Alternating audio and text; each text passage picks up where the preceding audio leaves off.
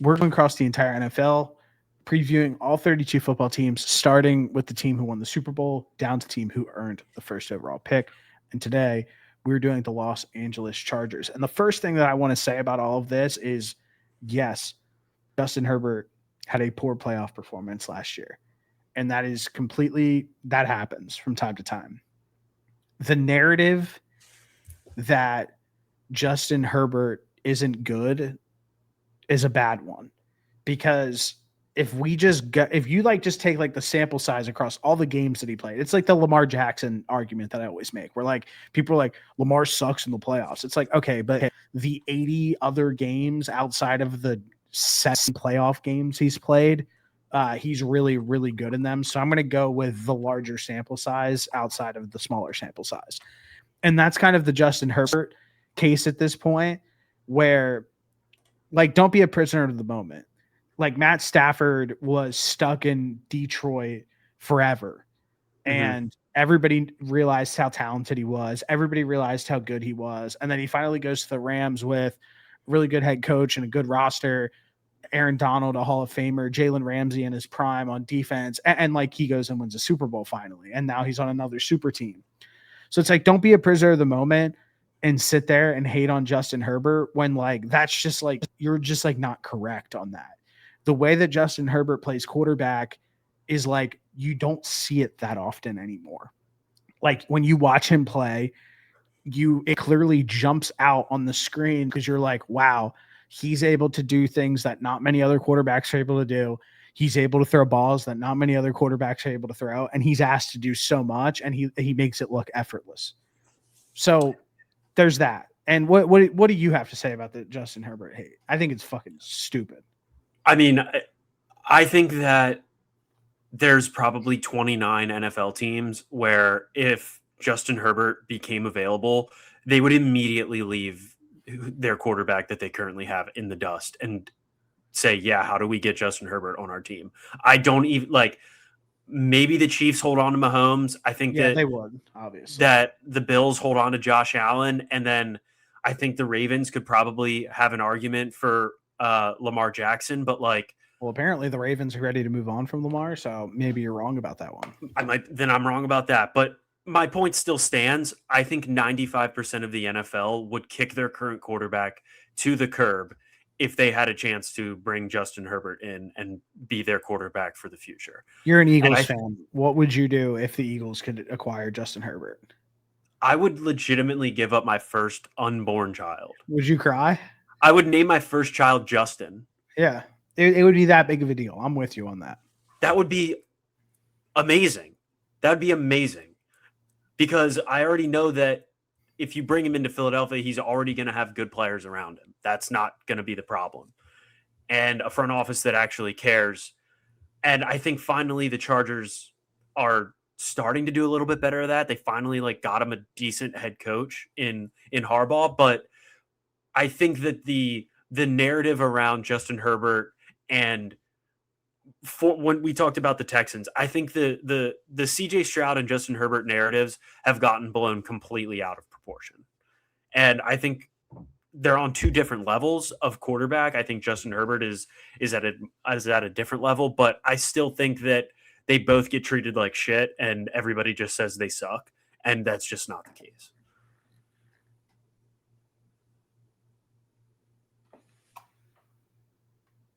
Do you hear that? I don't know what's going on with my shit, dude.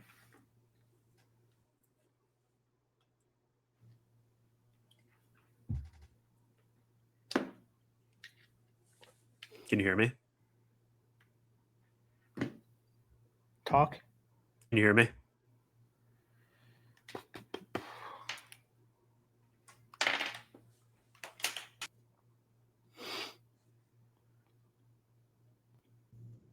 Talk. Can you hear me? Does this echo at all? No. All right. What did you just say? I'm going to have to cut that part out. What did you finish with? So what I was saying is that I think the narrative around two quarterbacks this offseason has gotten blown significantly out of proportion. I think the other one that we already talked about was CJ Stroud. And yes, he also had a poor playoff performance this last season, but the way that him and Justin Herbert have gotten talked about as far as where they are at in the overall quarterback landscape is inaccurate. I think that Justin Herbert is a better quarterback, but I think both of them get talked about like they suck. And I don't think that's fair to either one of them. Yeah, and I think that the Chargers also have some like pretty unfair, unrealistic expectations on them year in and year out, strictly because they have Justin Herbert at quarterback.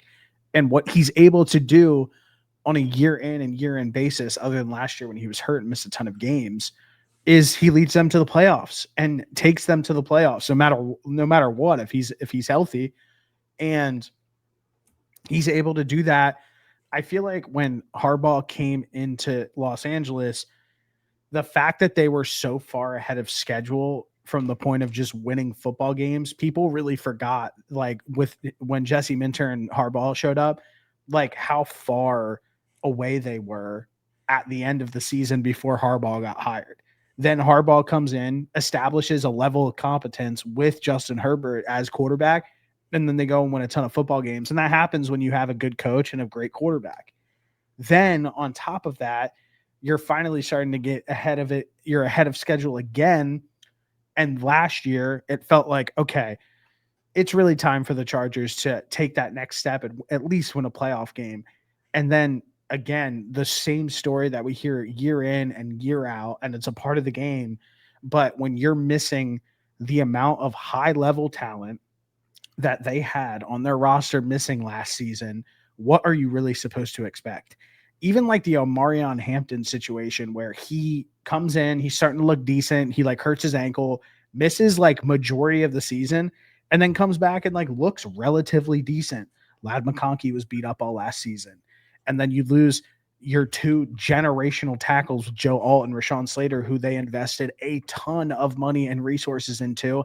And to sit here and act like that like doesn't matter, which there are people that sat around and acted like that should have just been swept under the rug and Justin Herbert should be able to figure that out. It's like, well, the identity and the basis and the resources were spent to have those two guys be the centerpieces or the bookends, of this offense. And the second that they were out of the door, it was like, okay, we're screwed.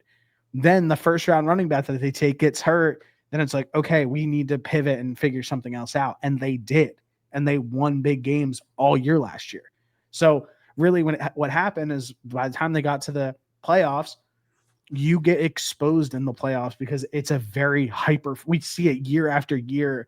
The team who barely sneaks into the playoffs and had a great regular season gets absolutely exposed in the postseason by the team who is further superior. Happens every single year. And that's what happened.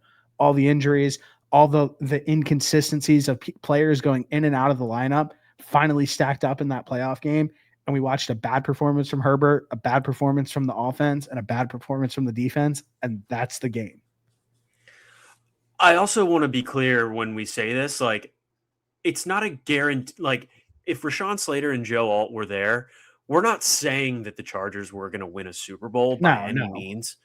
But for God's sakes, like, if you are missing your starting left tackle and your starting right tackle, who are great. It makes like people are making it seem like they're missing like a backup guard and a backup tight end. And it's like, it actually infuriates me because losing those two guys on your offensive line and having to try and replace two generational tackles in the same season is absurdly difficult. Now I will say this. It's impossible. And on the thing that I want to say, the other thing that I want to say is like, yeah, you can point to like, yeah, there's other teams across the NFL that had injuries along their offensive line that were able to battle through it. But I think the difference between that is it's a little bit easier to replace a guard and a tackle rather than two tackles, right? Like, somebody please correct me if I'm wrong, but just based off of all of the football that I've watched, it seems like it's a little bit easier to replace an interior offensive lineman than it is to bring in two new guys on the outside and say, hey, good luck. Don't let Justin Herbert get decapitated. And I think you mean opposite. It's harder to replace tackles than it is interior. Yes. Sorry. It's harder to replace two guys on the outside at tackle than it is to replace two interior offensive linemen. Yes. Correct. So the left tackle is arguably the most important position in football. It just blows my mind how people can just look at that and be like, I don't care. He sucked. And it's like, okay, sure, you can say that. And neither one of us are letting him off with a clean slate on how he played in the playoffs thus far. Because does he have to play better in the playoffs? 100%. But there's things that have happened along the way that other guys have gotten excuses made for them too, and for similar reasons, injuries, so on and so forth, and everybody just treats it differently because it's Justin Herbert. I think really what I'm trying to get at is like the people who are saying like he's like overrated. It's like, no, I think he's properly rated. It's like Dak Prescott. It's like the Dak Prescott conversation where it feels like I was fighting for Dak for like ever. And it was like, and now people are finally coming around on Dak being like, oh, like, you know what? Like Dak's pretty good. It's like, well, yeah, he's always been really good. Like that's kind of the point. And when healthy, 100%. And it's like the same thing with Justin Herbert now. It's like, he's not overrated. He's very properly rated and he is really good. So like, that's why everybody who like kind of hypes him up. That's kind of the whole point. So I'm with you. Again, that's just like a quick one. The other thing that I wanted to say about the Chargers is, can they replace Jesse Minter? And my official feeling on this is the person who replaced him, I forget his name off the top of my head, but he has been with Jesse Minter. Chris O'Leary has been with Jesse Minter since he's been in college. So you're not deriving yourself too far off the tree where you're just bringing in somebody brand new who like doesn't know. Like, it's the same scheme. It's the same feel. It's the same language of a guy who's been with Jesse Minter since college, then into the NFL. And now he finally gets his shot at the defense. So I'm not going to sit here and overreact to that. I do think Jesse Minter is extremely important, but I think that having Harbaugh and having somebody who speaks the same language coming from the same scheme and family of this defense, I think that they're going to be able to figure it out.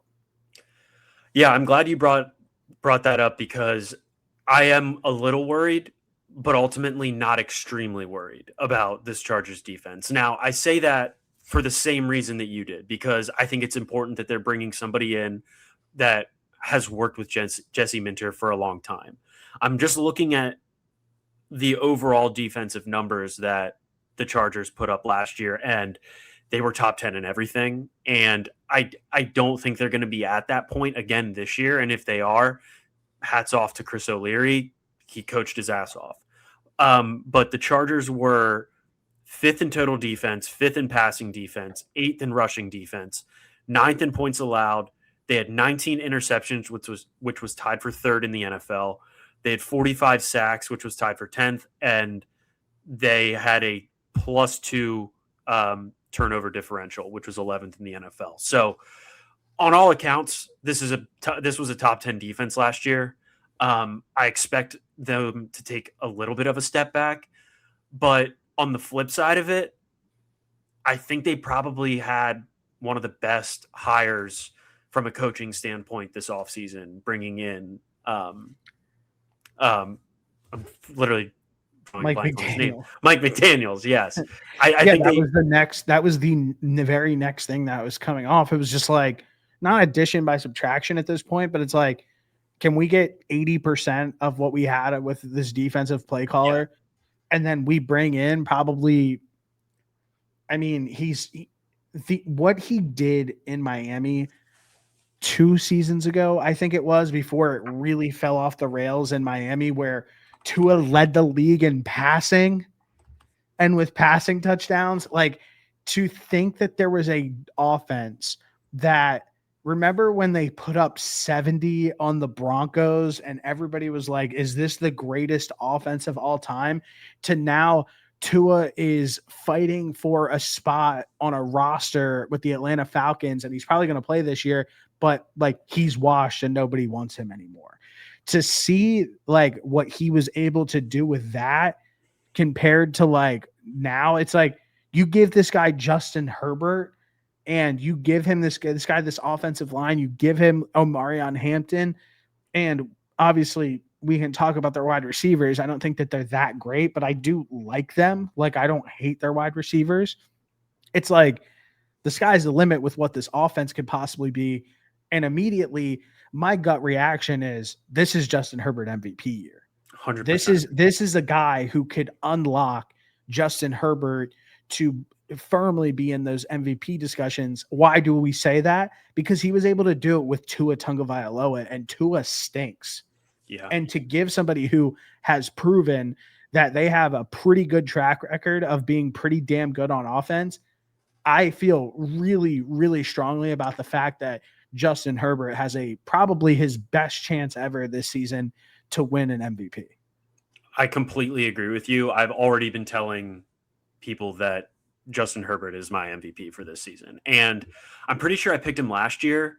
I was just a year ahead with my decision. So I fully agree with you. Just for some context too, that 2023 season, Tua threw for 4,624 yards and had 29 touchdowns and 14 interceptions.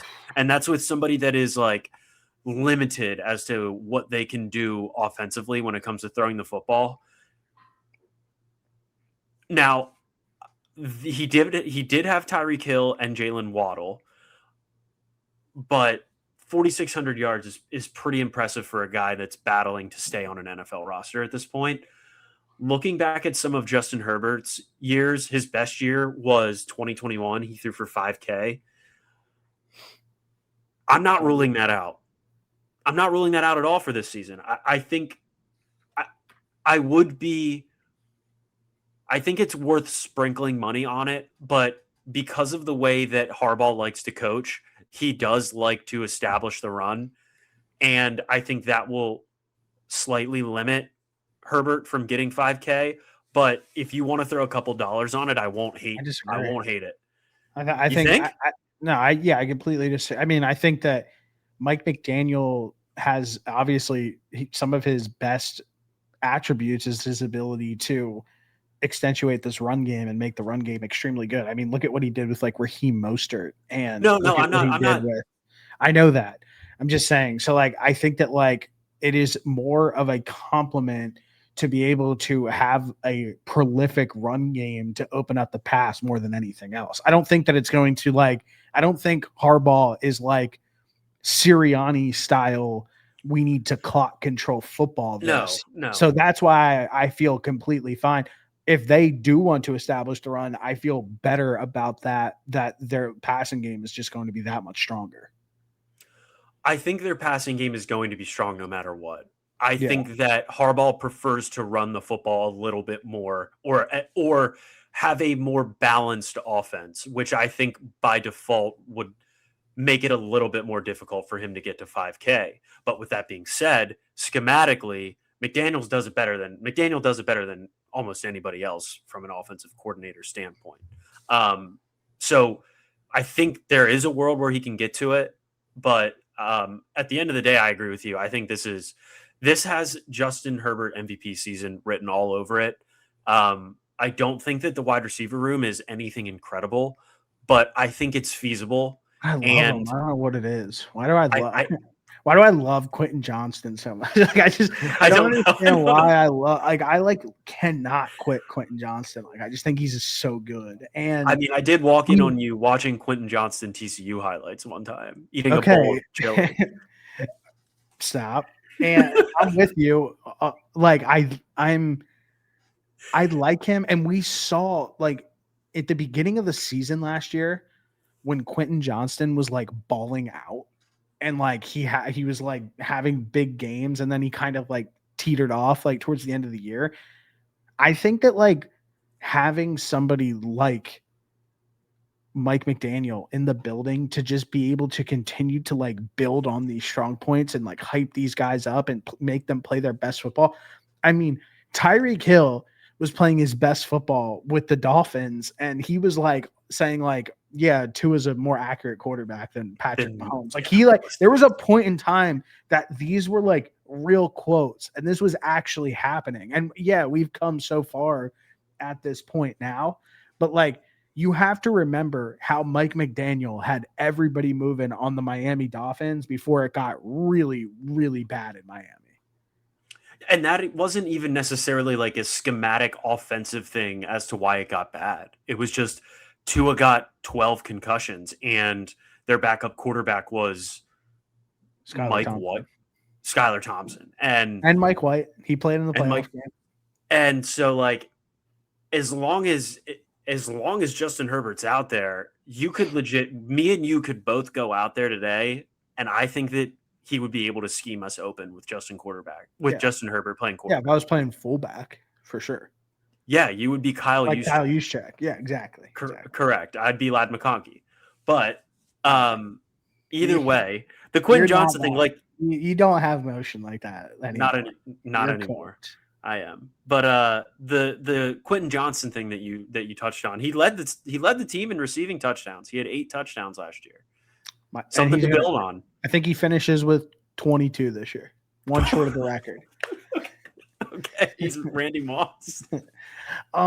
Is Quentin Johnson the next Randy Moss? No, I'm just kidding. Really the whole thing that this comes down to is I think the offense is going to be great. I think the defense is going to be good enough and they're going to be able to figure it out. Why are we not able to see this team succeed? Really what it comes down to as well, their division. I like them more than the Raiders. I like them more than the Kansas City Chiefs. Yep. Their biggest op at this point and their biggest competition is going to be the Denver Broncos. Mm-hmm. And yes, I like Denver's defense more than the Chargers, but I like the Chargers offense more than the Denver Broncos offense. So I think it's like a good stylistic matchup, and we'll get to watch that play out. And anybody who has, again, we can go back to this. Who did Mike McDaniel put 70 points up on? Vance Joseph. If anybody has been able to manipulate a Vance Joseph-led defense who is extremely aggressive, who plays a ton of man, he is able to exploit that, and he's shown that he's been able to exploit that over the years in his time in Miami and his time in San Fran when he was calling plays. So I do also feel confident in the fact that this is a tough stylistic matchup for the Denver Broncos this upcoming season with the Chargers, because I think that like this is like Vance Joseph's like worst nightmare coming across, being like, fuck, this guy kind of gets me figured out because he uses this aggressive style of play in this defense against me. And I think that that's something worth highlighting when we watch them play twice this year. And for what it's worth, they split with Denver last year anyways. So exactly. I think that these will be 2 solid matchups. I think they'll probably end up splitting this upcoming season. I think Denver's talented. I think that the Chargers are just as talented, but in different areas. So with that being said, the Chargers are my pick for this division. I'm with you. And I'm standing on that. I'm looking at their schedule from last year, and they dropped some stupid games last year. Like they lost at the Giants and then followed up with a loss to the Commanders weeks 4 and 5. Like those are 2 games where if you are the Chargers, you just have to win. You can't lose both of those in back-to-back weeks. Like yeah, the Commanders stink. That's those types of losses, and I understand you're going to lose games. That's part of it. But those types of losses are ones that you add those to the win column, and you're 13 and 5, and people are looking at your season as a 13 and 5. Is that possible? If they went 11 and 7. No, that's not possible.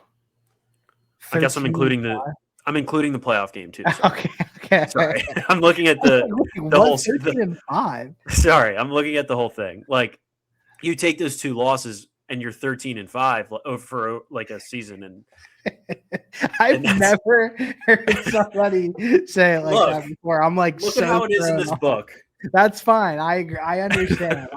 I'm not disagreeing with you. It's just jarring. I've like never heard, even like playoff games, people are always just like, they still use the regular season record. Sorry. But yeah, I'm with you completely on this. I mean, I like love the Chargers for fantasy this year. I think Ladd's a good value pick. I know that like they said that they're going to be a running back rotation, but I'm still super high on Omarion Hampton. I mean, they took him in the first round last year. Like he might pop.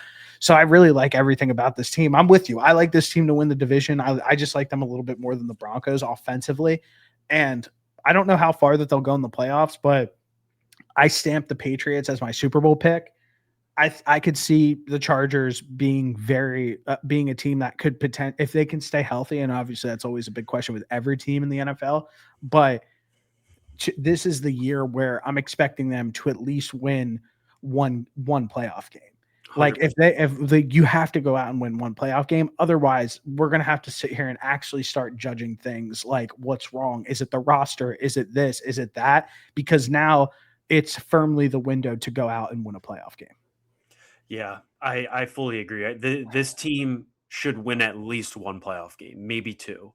The other thing that we didn't mention was, why was this team not more aggressive in trying to get AJ Brown? I think you mentioned that at one point when we were going through the AJ Brown fiasco. But if you add AJ Brown to this receiving room, I don't know, dude. I think contractually they couldn't afford it. Okay, that's fair then. But I'm with you. I mean, I think it would be great. I think that's probably what it came down to. A lot of the teams that it felt like you should have went and got AJ Brown. I said it with the Broncos too. Right. I know Jalen Waddle's like a little cheaper than AJ Brown. So it's like, okay, do you go ahead and it's like, all right, now we have to bring in this alpha receiver and we're going to be paying him X amount of money. Like, does it make sense for our cap? Does it make sense for our team? Maybe it didn't. Obviously you're right, but they have AJ Brown on this team and his name is Quentin Johnston. Okay.